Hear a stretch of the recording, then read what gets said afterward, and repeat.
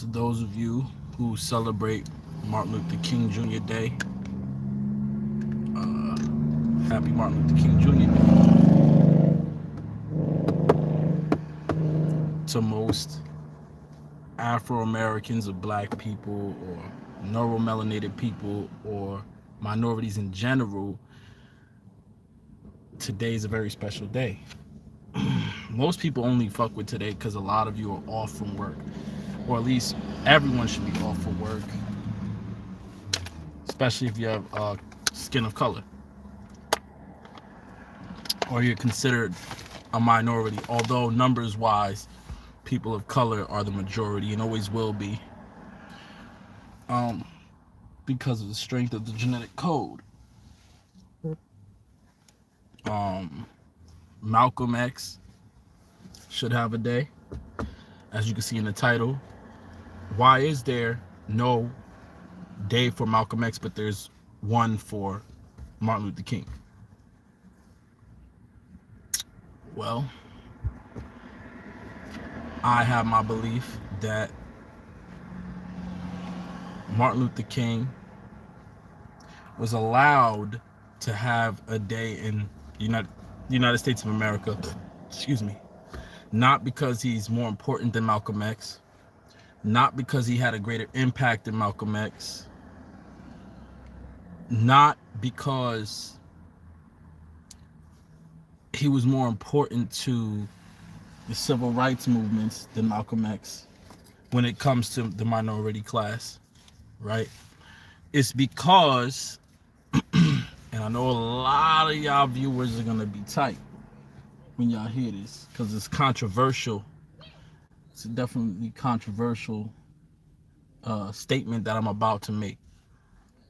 Malcolm X does not have a day, and Martin Luther King Jr. does, because Martin Luther King Jr. does not, his legacy, his death, his life that we were taught, the part that we were taught in grade school, elementary school and all of that, the parts of his life that gifted him the opportunity to have his own holiday was his preaching of unity between the oppressor and the oppressed in order to bring about equal civil liberties, equal civil rights. So by saying we want to be like you, we want everything you have, not we want what's owed us. That was never his message. It was we want equality. We want to be able to go eat in the same places as you guys, sit next to you guys, sit at the table with you guys, do business with you guys, meaning the oppressed with the oppressor. 1 second, y'all. So, and a lot of people are going to be super mad, right? And you're entitled to that. I really don't give a fuck how you feel, but realistically, in every sense of the word, up till the end, Martin Luther King was, to some capacity, a coon. He played right into the oppressor's hand. He kissed the oppressor's ass. He wanted to be, he was like the nigga from Django. The slave nigga, the old nigga that Samuel L. Jackson played as. He was like him. You know what I'm saying? He was very protective of the oppressor in a way, because it's like we don't respond with violence, although they're fucking us up, splitting our heads open, beating the shit out of our women, sicking dogs on us, spraying us with water, and all of those things, right? Whereas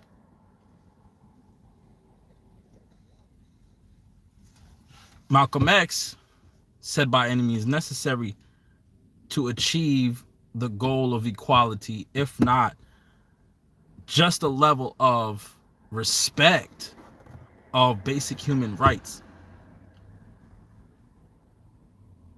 There's no record until the end of Martin Luther King's life of him ever saying if we need to defend ourselves, we need to put, at least that's what we're taught in school, we need to put hands on these bastards for what they do to us.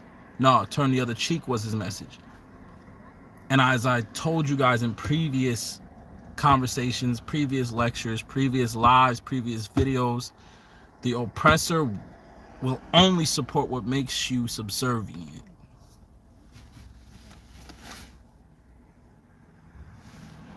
The oppressor will only accept what makes the oppressed subservient and kneel. No more will there be a movement like the civil rights movement. No, never again. Because the civil rights movement was promoted.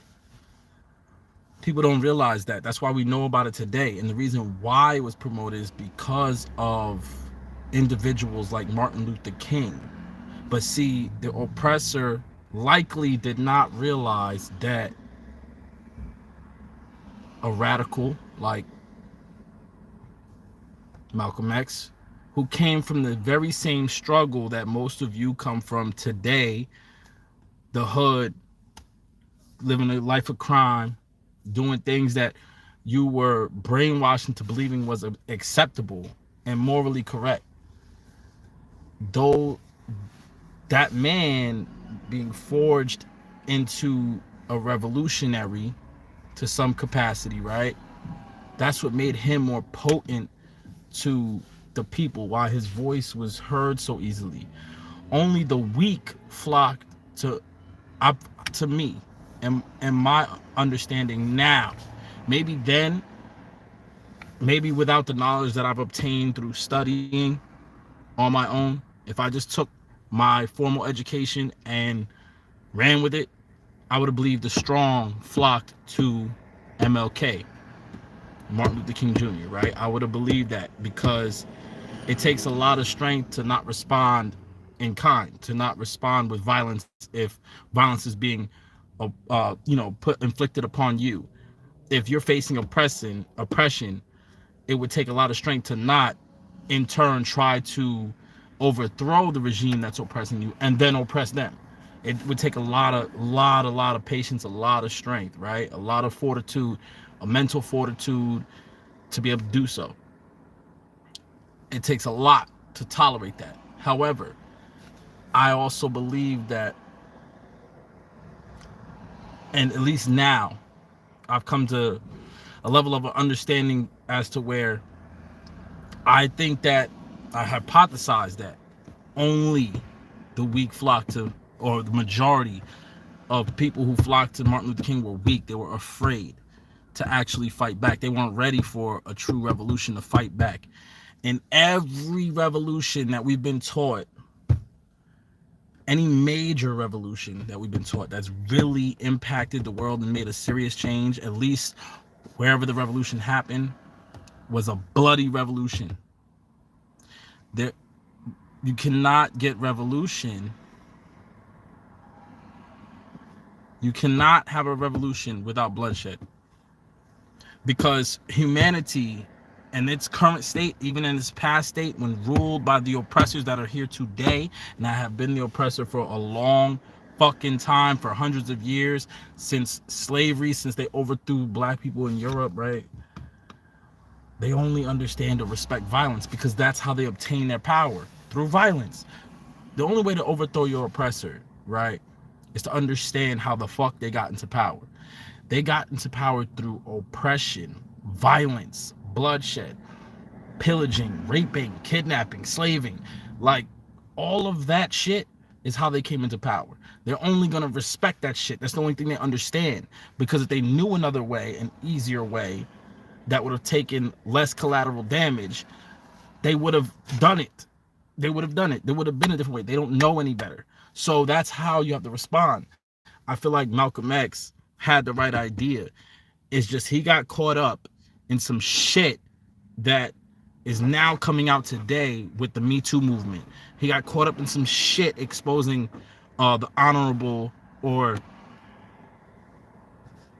I'm going to say, according to Malcolm X, with his findings, right?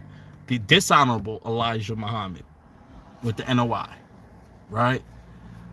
And he got caught up in some shit with that because of what was going on in his teacher Elijah Muhammad's personal life, and because when he went over to Mecca, they say that he had a change of heart because he seen white people and Arabs and all of those people all together in Islam, right? Here's my issue, right?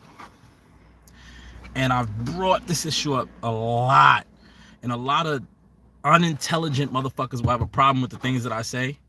People who are not educated, because the best education you can receive is by secluding yourself and educating yourself and seeking out answers. When you're just given the answers, that's the worst education you could possibly get, because you're taking on an interpretation of someone else and you're not taking the time to break down what the fuck you're teaching yourself. What you're being taught by the people that are just telling you whatever they're fucking being paid to teach you, or whatever society wills for them to teach you. Okay, so with that being said,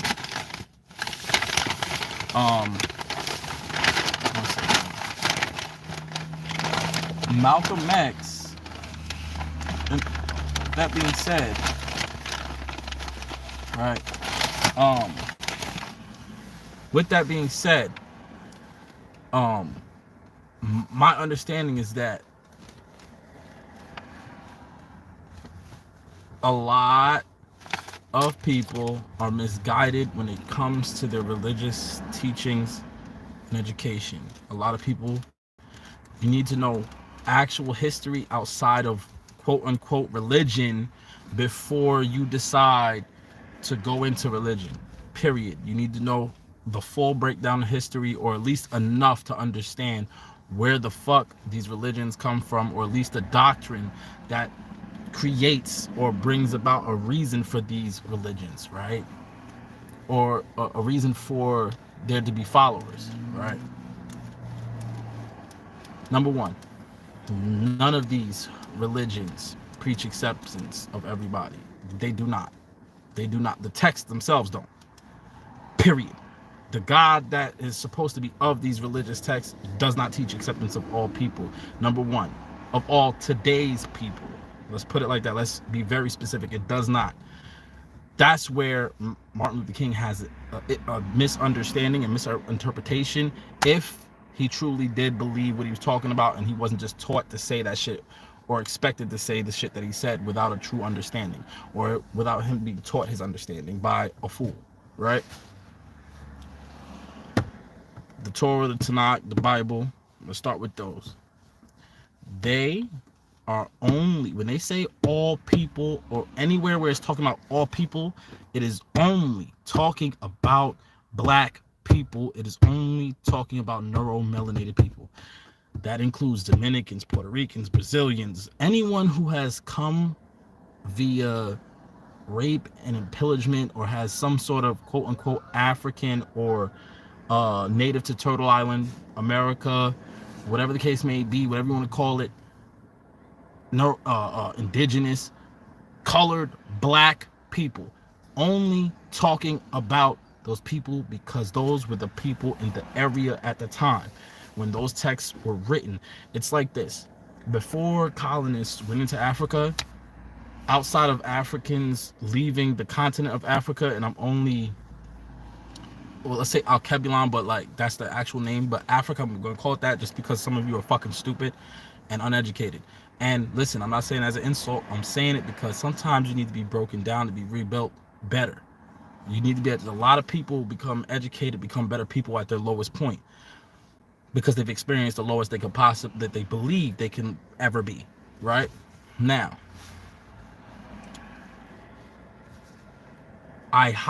people, listen, people who are secluded to one place automatically assume that that's the span of existence. That small square, that small box that people are being locked into, landlocked into, they would only understand what is within that box as reality. Point blank, period. So for example, if, let's say for example, You lived in a housing projects, and you've only ever fucking been within those housing projects. That's all you know. So whatever goes on in that housing projects is a reality to you.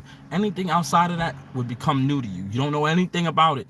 So your how you move and operate is dictated by what is surrounding you. At that time in Africa, because that's in predominant, they say in Ethiopia of the time, but definitely on the continent of Africa, there were only fucking what you call black people, neuromelanated people. There were no motherfucking white people. There were no Caucasoids, there were no Mongoloids, there were no Dravidians, there were none of that shit. There was only people of Negroid descent. Okay, that gene pool was it. And to be perfectly honest with you guys, throughout most of the fucking known world or globe was people of color.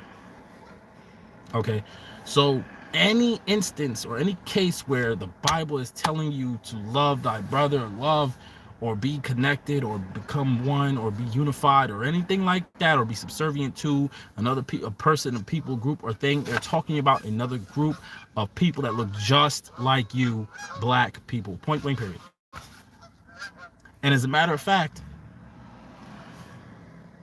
there are reasons why the Bible, right, separates tribes and groups of people by traditions and appearance outside of color of skin.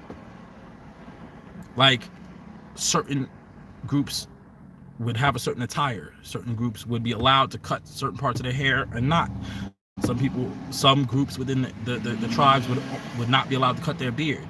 Some would not be allowed to shave their head. Some had to. There are certain traditional things to separate you. There's a reason why, because all of the fucking people damn near look the same. So how do you differentiate people that look the same? By tradition, right? If every black gang dropped their colors, right, did not have tattoos depicting their gang or any affiliation, they just was jacking their gang, how the fuck would you know who is in what gang or what organization nowadays? How would you know? You only know who is who based on the color of rag they rock and the signs they throw up and the tattoos they have, or whether they sea walking or whatever. Those are not physical traits. Those are traditions. Those are tribal traditions to separate each fucking group, period. Now, there's a reason for that, because it's an identifier. It's how you know who is an ally, who is a brother, who is somebody who fucks with you. So if we think about it from that perspective, if every fucking tribe had the exact same traditions, exact same you would not know who is a Levite, you would not know who is a Jew, a Jew, you would not know who is a whatever, you would not know.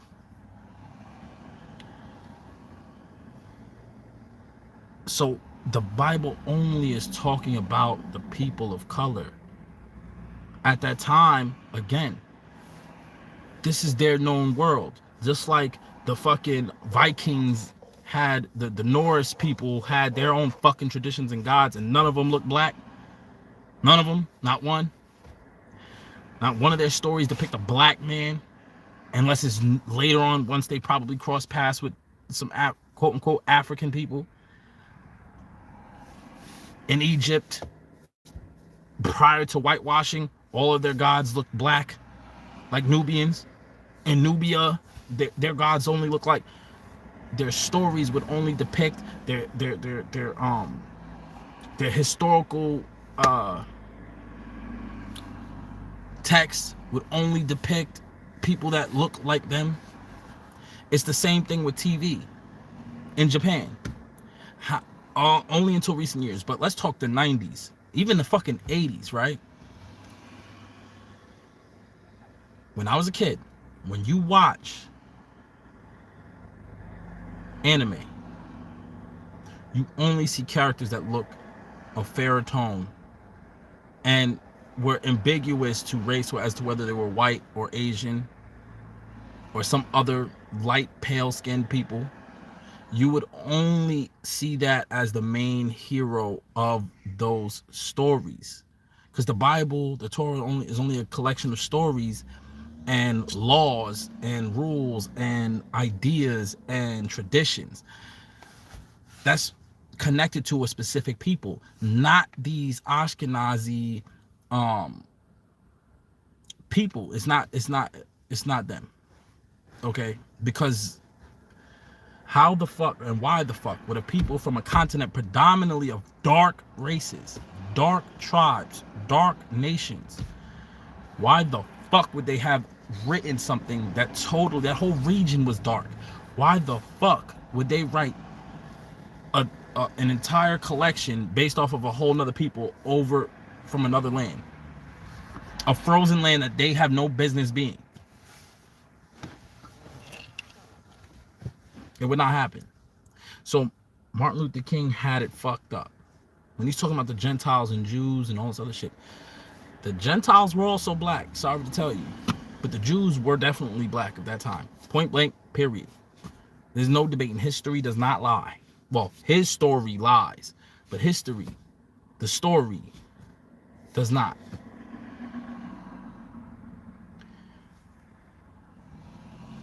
That's why Martin Luther King was kissing the oppressor's ass, because his mind was fucked up with the slave mentality that was taught to the preachers, because again, he started in the church, and most people who start in the church have a mixed up idea of equality and understanding. They have an idea to kiss the ass of the people who are oppressing you and keeping you at a low state and keeping you poor and keeping you fucked up.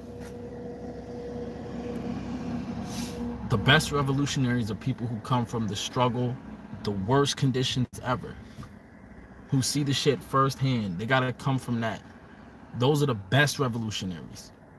Look at Tupac. You know why his words hit so hard? Because he came from the same shit you came from. He came from the same poor shit situation you came from. His mother was on crack. His daddy was absent. And you know what the fucked up part about it is? Those people who are using drugs, they're on the crack pipe, PCP, heroin, whatever the fuck they're into. Those people oftentimes come from such a struggle in revolution or wartime. At that time, at that period, they were coming from something that they're back against the wall, and they were fighting against something that was a force that was way greater than them, and did not know a way out of it, and they were crushed every time. His mother was a black queen, even though she was a crack fiend.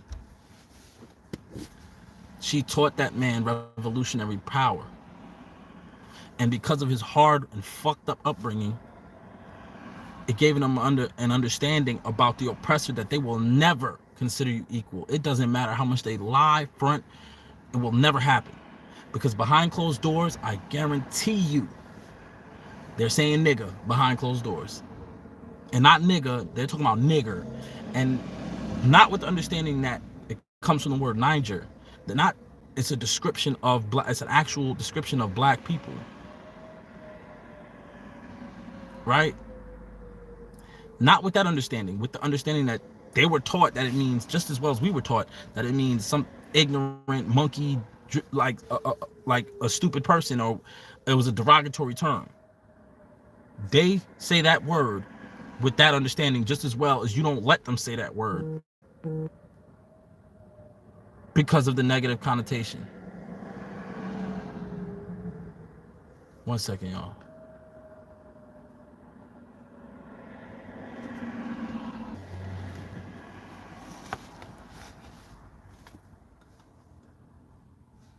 We have to look outside of the church for leaders now, because they refuse to let go of those slave traditions.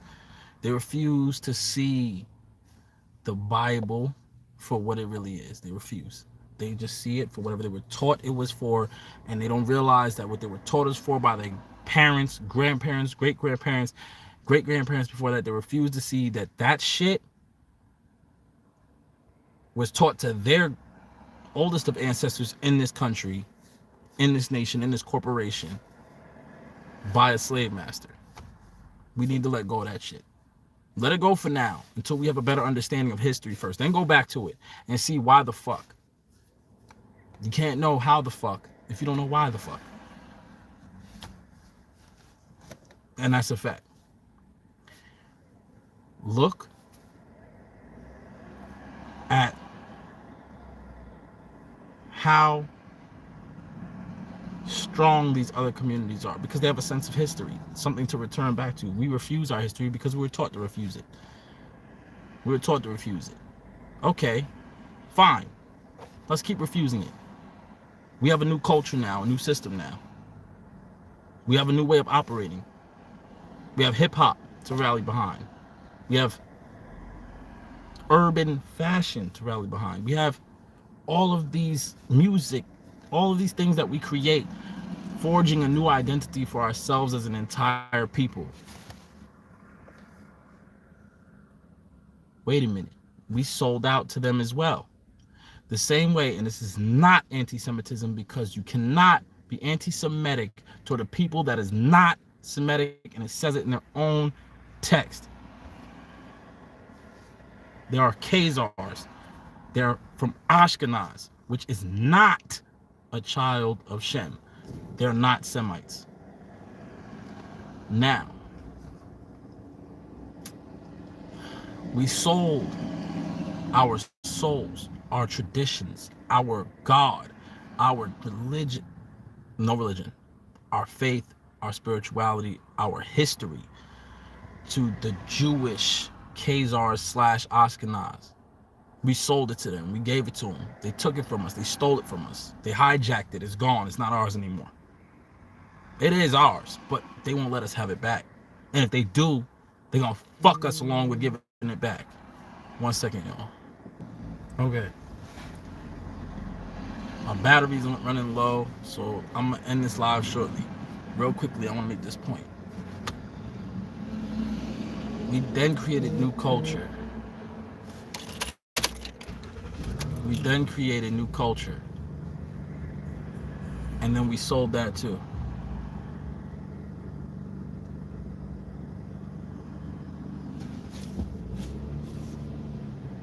We created new culture and then we sold that too.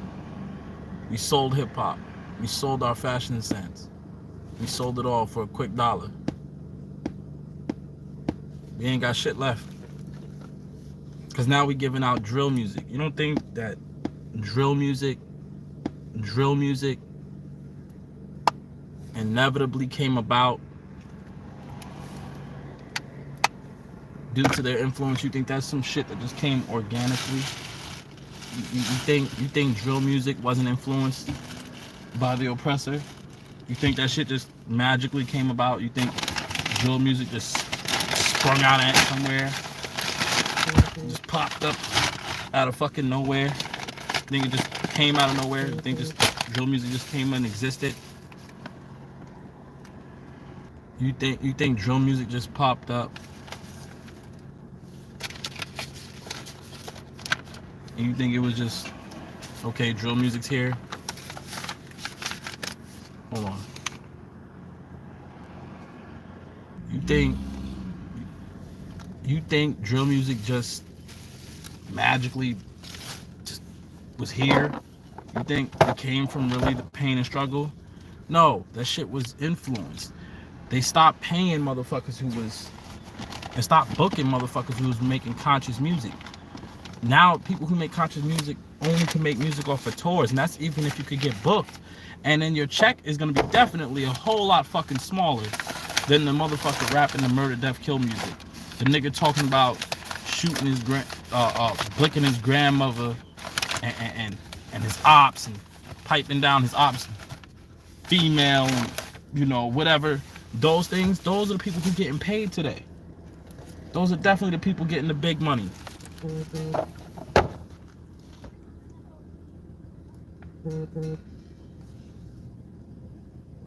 Listen, I gotta end this live. My battery is low. I will get right back on this live in a little while to do a part 2. Peace.